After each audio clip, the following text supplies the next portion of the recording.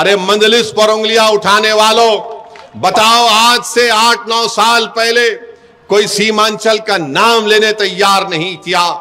मंजलिस ने जब से सीमांचल बोलना शुरू किया तो तेजस्वी और उसके बाप को बोलना पड़ा सीमांचल।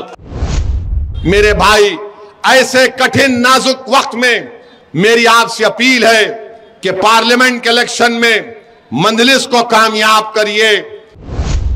तेजस्वी और लालू जिम्मेदार नहीं है बिहार में बीजेपी को लाने के लिए। मैं चाहता हूं कि जिस तरह यादवों ने तरक्की की उस तरह सीमांचल का गरीब भी तरक्की करे।